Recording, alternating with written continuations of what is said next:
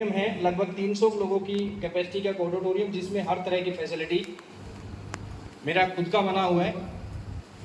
मेरे घर में गेस्ट हाउस बना हुआ है, स्विमिंग पूल बना हुआ है। 1 मिनट में बिना एसी के नहीं रहता हूँ, 1 मिनट। अब आप कहोगे कि यार ये तो ईगो की बात कर रहे हैं, लेकिन दोस्तों एक ऐसा ज़माना भी देखा है कि मेरी बेटी थी, उसको छोटी थी, माँ का दूध नहीं पीती थी, और उसको 20 रुपये की ज़रूरत थी मेरी मिसिज़ को उसको दूध खरीदने के लिए। आपने देखा तो 20 रुपये मेरी मिसिज़ के पास नहीं हुआ करता था। बड़े ध्यान से सुनना मेरी बातों को। इस दुनिया के अंदर गरीब घर में जन्म लेना कोई गुनाह नहीं है। इस दुनिया से गरीब चले जाना वो आपके ऊपर डिपेंड करता है, हमारे ऊपर डिपेंड करता है। तो करेंगे बातचीत आज बहुत सारी चीज़ों को लेके। आज कुछ लोग होंगे यहाँ पे सोचते हैं कि यार हमारे हिंदुस्तान की सबसे बड़ी प्रॉब्लम क्या है ना, ये बिजनेस में ज़्यादातर लोग नाकामयाब क्यों हो जाते हैं, ज़्यादातर लोग इसमें आगे क्यों नहीं बढ़ पाते हैं? क्योंकि हिंदुस्तान में हर आदमी समझदार है। आप किसी से भी पूछ लो, कहेगा अरे तू मेरे को समझाएगा क्या। एक रिक्शा चलाने वाले से बात करोगे, वो भी तुम्हें कहेगा अरे छोड़ छोड़, तू मेरे को समझाएगा क्या। लेकिन ऐसा नहीं है मेरे भाई। एक कुएं के मेंढक की कहानी आप लोगों ने सुनी होगी। एक कुएं का मेंढक जो होता है ना, वो जब कुएं में रहता है तो कुएं में उसको कोई कितना भी समझा ले कि भाई ये कुआं है, दुनिया इससे बड़ी होती है, तो उस मेंढक को समझ में नहीं आता। लेकिन उस मेंढक को निकाल के अगर तालाब में डाल दिया जाए तो उस मेंढक को समझ में आता है कि दुनिया इससे भी बड़ी होती है। और उस तालाब में डालने के बाद फिर मेंढक को वहम हो जाता है कि नहीं, दुनिया इससे बड़ी नहीं हो सकती। लेकिन दोस्तों जब उसी मेंढक को निकाल के समंदर में डाल दिया जाए तो उसको पता लगता है कि दुनिया कितनी बड़ी है। हम और आप जो भी यहाँ पे बैठे हुए हैं, तकरीबन हम मिडिल क्लास लोग बैठे हुए हैं। यस या नो? यस। मैं मिडिल क्लास फैमिली से, बल्कि मैं कहूँ कि मैंने तो अपने बड़े भाई को मजदूरी करते हुए देखा है। मैं पढ़ाई करने के लिए जाता था, 5वीं क्लास के अंदर था मैं, तो मेरा भाई मजदूरी करता था, उसके हाथों में ब्लैक कलर के छाले पड़े हुए मैंने देखे हैं। क्योंकि हमारे पूरे खानदान के अंदर कभी किसी ने सपनों में नहीं सोचा था कि हमारा एक लड़का निकलेगा और इस तरीके से हजारों लोगों के बीच में जाके स्पीच देगा, या उसके पास इस तरह की लाइफ होगी। या आप सोचते होंगे कि जो बोलने वाले लोगों का बिजनेस है। दोस्तों मेरे पूरे खानदान में कभी किसी आदमी ने 10 लोगों के सामने खड़े होकर बात नहीं की, ना मैंने की। लेकिन दोस्तों जब वो दर्द देखता था, वो अपने भाइयों को धूप के अंदर काम करते हुए देखता था, अपने माँ बाप को देखा उन चीज़ों के अंदर, तो अंदर एक आग लगती थी, लेकिन कोई रास्ता नजर नहीं आ रहा था। यहाँ पे बहुत सारे लोग होंगे, कोई 1 साल से आर्सिंग कर रहा होगा, कोई 2 साल से कर रहा होगा, कोई 4 साल से कर रहा होगा।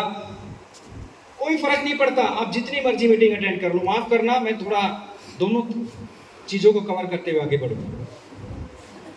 इस चीज से कोई फर्क नहीं पड़ेगा कि आपने कितनी मीटिंग अटेंड कर ली, फर्क इस चीज से पड़ेगा कि आप उस मीटिंग से लेके क्या जाते हो। यस। सभी लीडर बहुत अच्छे होते हैं, सभी की अपनी एक स्टोरी होती है। उस मीटिंग से आप लेके क्या जाते हो, इन चीजों से फर्क पड़ता है। दोस्तों कहां पे कमी है? मेरे को बहुत सारे लोग मिलते हैं, मेरी अपनी एक सोच है। सर बैठ जाइए सर, ये थोड़ा डिस्टरबेंस बंद कर दीजिए, मेरे को थोड़ा सा ना दिक्कत। आपका इन्हें चुने लोगों के अंदर नाम जा सकता है। आप अपने आप को पहले असल में हो क्या रहा है। बहुत सारे लोग मिलते हैं मेरे को प्रोग्रामों में, खान साहब आपने 2005 में आरसिंग की शुरुआत करी। सर मेरी भी 2005 की ज्वाइनिंग है। बड़े वो ऐसे करके बोलते हैं, जोर लगा के बोलते हैं कि मेरी भी 2005 की ज्वाइनिंग है सर। तो मैंने कहा यार तेरे को तो थोड़ा सा शर्म आनी चाहिए फिर इस चीज से कि 2005 से तेरी भी ज्वाइनिंग है और 2005 से मेरी भी ज्वाइनिंग है। सॉरी, मेरी भी ज्वाइनिंग है, तो अंतर कहां पे है? तो वो अंतर आपको थोड़ा सा मैं समझा देता हूं। आप लोगों ने एक कहानी सुनी होगी।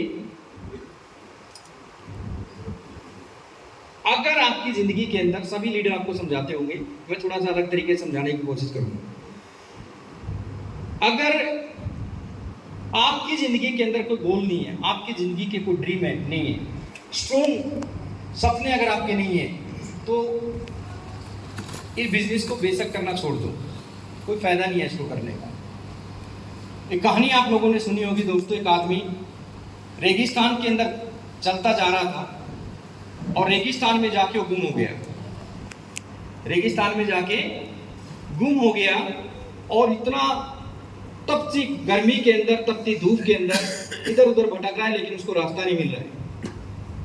लेकिन अचानक से क्या हुआ कि अचानक से उसको बहुत ज़्यादा प्यास लग गई और प्यास की शिद्दत इतनी हद तक पहुंच गई कि अगले 1 मिनट में या तो उसको पानी चाहिए था या फिर उसकी मौत होनी थी या उसकी डेथ होनी थी। अब धीरे धीरे करके आधा मिनट या तो पानी या फिर मौत। अब उसके सामने कोई ऑप्शन नहीं है, लेकिन ऐसे में सिर्फ उसके पास एक ही ऑप्शन है, जिंदा रहने का। तो क्या है, कैसे जिंदा रह सकता है वो? पानी पी के, लेकिन पानी तो है नहीं, तो कैसे जिंदा रहेगा वो? जानता है कोई? कोई नहीं जानता, मैं बता देता हूं। वो आदमी के पास में सिर्फ एक ही ऑप्शन है कि वो अपना टॉयलेट करे और उसको पिए, अपना टॉयलेट करे और उसको पिए। तो ऐसे में क्या वो आदमी टॉयलेट पिएगा? नो सर, एक तरफ जिंदगी है, मौत है, और एक तरफ टॉयलेट पी के उसकी जिंदगी बच सकती है, तो पिएगा नहीं पिएगा? सर 101% नहीं, 200% पिएगा। वो अपनी टॉयलेट को पी के अपनी जिंदगी को बचाएगा, क्योंकि उसके सामने कोई रास्ता नहीं है। इस कहानी से मैं आपको क्या समझाना चाहता हूं कि जैसे उसकी जिंदगी के सामने अपनी जिंदगी को बचाने के लिए सिर्फ टॉयलेट है, जब तक आपको इस नजरिए से आरसिम को उस टॉयलेट की जगह पे रख के नहीं देखोगे, अगर आरसिम मेरी जिंदगी से निकल गया तो मेरे सपने पूरे नहीं हो सकते, तब तक आप आरसिम में बड़ा काम नहीं कर सकते। दोस्तों, मेरी जिंदगी के अंदर एक भटका हुआ मुसाफिर रेगिस्तान का मेरी जिंदगी के अंदर क्यों था? मैंने अपने भाई को मजदूरी करते हुए देखा था धूप के अंदर, मैंने अपने परिवार को धूप के अंदर काम करते हुए देखा था। मेरे सामने एक ड्रीम था, मेरे सामने एक गोल था, मेरे को कुछ करना था। बहुत सारे लोग होंगे छोटी छोटी बातों पे आसिम को छोड़ के भाग जाते होंगे। अरे 10 लोगों ने मना कर दिया, अरे यार ये तो फालतू लोगों का काम है, हम नहीं चला सकते। होगा भाई, उसके सामने ऑप्शन होगा कोई ना कोई, हमारे सामने ऑप्शन नहीं था। मेरे भाई, छोटी छोटी चीजों पे आप सोचिए। मेरे को अपनी जिंदगी की कहानी याद है, ये कोई कहानी नहीं है, आपने सुना होगा, कहीं पढ़ा होगा। हमारे हिंदुस्तान के अंदर एक जगह है, उस सिटी का नाम है पानीपत। यस। पानीपत मेरी सिटी से 40 किलोमीटर दूर है। जब मैं फील्ड में निकला शुरुआती दौर में, मैं थोड़ा सा खुल के आपको बता देना चाहता हूँ, विजय विरोधिया जी, सुरेंद्र जी वत्स, राकेश शर्मा, जितने भी लोग हम सब लोग अड़ोस पड़ोस में रहते हैं। सुरेंद्र जी वत्स, जहाँ पे मैं किराए के छोटे से कमरे में रहता था, मेरे इस कमरे से थोड़ा सा आगे चल के एक प्राइवेट स्कूल था जिसमें 700 रुपए की नौकरी करते थे। एक गांव से पढ़ाने के लिए आते थे, चेतक स्कूटर हुआ करता था, 700 रुपए की नौकरी। और जब आरसीएम शुरू हुआ था, तो जैसे स्कूल की छुट्टी होती थी तो सुरेंद्र जी वत्स मेरे पास आते थे और बोलते थे, साहुद्दीन एक बिजनेस आया जिसमें कपड़ा बदलने से पैसा आता है। अब कपड़ा बदलने से पैसा आता है,